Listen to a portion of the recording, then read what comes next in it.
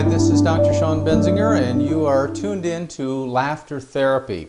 It's a seminar that I always add in whenever I'm covering stress.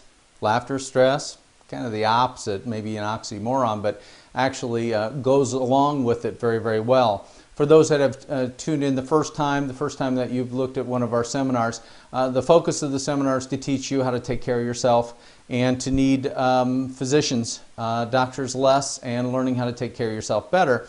And nothing better than laughter therapy to be able to help in that area, because I think that many of you don't realize how much it helps you.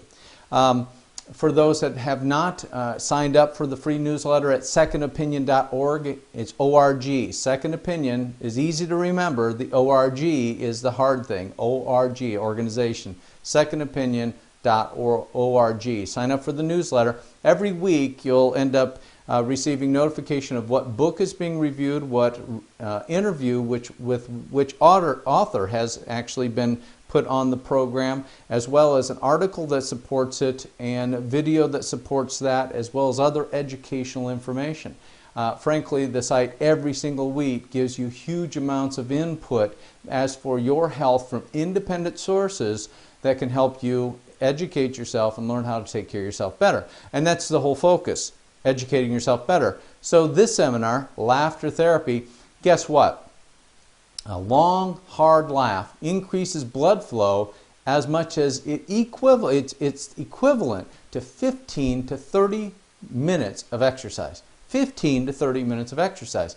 Now, that does not mean you don't have to exercise. It simply means that laughing, a long, hard laugh, even once a day, has that blood flow advancement into your bloodstream of 15 to 30 minutes. And no one ever gave more laughter, I think, to society in general than Lucille Ball. The value of laughter is not only that she was just great at it. Red Skelton, Jerry Lewis, those are the older ones, but you know, they were clean, they were easy, and they were funny. And you just wonder if that once a week of an hour of listening to one of those experts might have made a difference even in your health. And that's kind of what we're going to be suggesting to you, is that joy, happiness, and uplifted spirit does change the quality of your well-being. A little poem that I read a long time ago, always kept it. It's in this crumpled old little piece of paper, but I want to read it to you because I think it's got value. Laughter sets free stress and tension deep down inside. Once you laugh out loud, you will never want to be sad or cry. People laugh for different reasons, depending on their circumstances, never knowing whether serious or maybe just by chance. Letting out this cry of laughter shows self-confidence. Holding it back is like climbing a tall, never-ending fence. And you will never know what is on the other side until you have experienced this laughter deep down inside. Laughter, just like this young boy. You see pictures like this and you almost get a smile on your face, kind of like, yeah, if we could have more of this, I think I would feel better. I think that's why half of us have kids, is because they do stuff like this. They just don't let the burdens of life and other problems that we're dealing with and how we're not getting along ruin our day. They just, think about it. Kid has a little fight with the next door neighbor. They're 4 years old, and 3 minutes later they're the best buddies again. We're adults, and unfortunately, instead of shaking it off, we take it personally and harbor things, and we calcify ourselves against that person and just wait for the next time to read between the lines what they're really meaning. You know what I mean?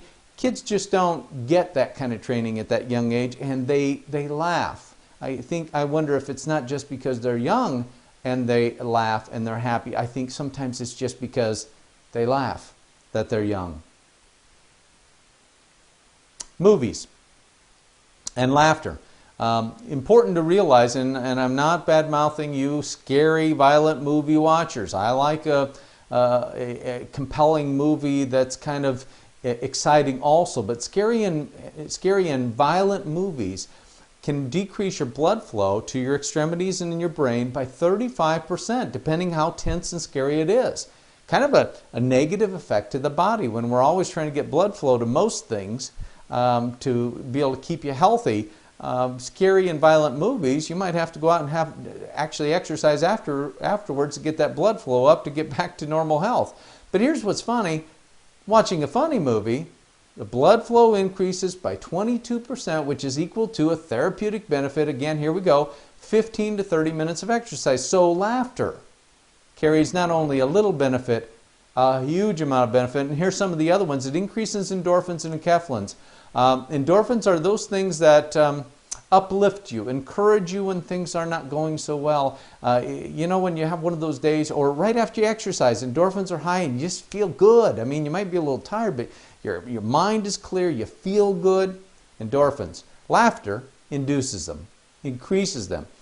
Decreased stress, producing hormones. So if you've not gotten our stress seminar gives you the first step, I think, of understanding how almost majority of things in your life can affect your well-being, and the stress seminar kind of ties that together. But we know that if you laugh, these stress-producing hormones decrease in your body, and it's measurable. You can watch again that funny movie, and during that time, if we drew your blood comparison to 3 hours before when you were having a big argument with somebody that you really do care about, but you got your feelings hurt, I bet you those stress hormones are completely different areas, aren't they? So laughter, sometimes lightening up the moment, gives you a chance of increasing your endorphins, dealing with the stress as it is, and moving forward. It lengthens your life and widens your outlook, lifts you. Type 2 diabetes, they've done some studies on that.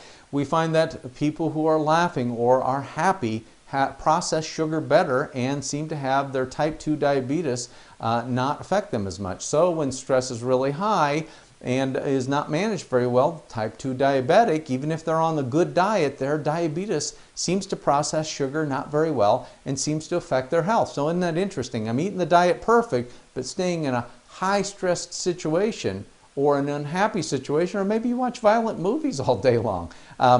What we know is that type 2 diabetes gets worse in those situations. So guess what? You might want to watch funny movies, and maybe your type 2 diabetes gets better and you take less medications and life just gets a little bit better. It's possible. So laughter, it lets you look at a bigger picture in life. It lets you understand that it doesn't change anything, but it sure uplifts your spirits. And isn't that what it's all about?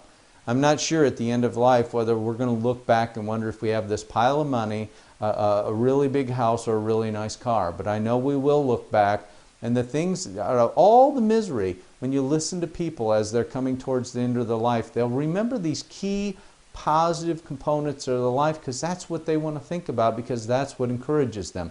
What I'm suggesting to you is that you find a way to encourage yourself and create joy in the household in whatever way. You might buy some joke books, you might play some pranks, you might have some fun, but you don't have to let life wear you down so much. And laughter encourages well-being, good health. So you don't have to wait until April Fool's Day to actually make your household laugh.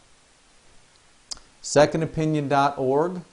Sign up for the free newsletter. It gives you that information. If you do not have the capacity to pull it off the internet, just know that you can call the office and we'll have these on discs that you can play in your recorder, your CD or DVD. We're going to try to put them mostly on DVDs, but we're looking at the CDs. But it will be there and be available for you if you don't have the capacity to get it here. So no matter how many of the seminars or information that we put on the internet, we're going to try to make it accessible at the office, because not everyone is hooked up to the internet but need the life-saving information to change their lives.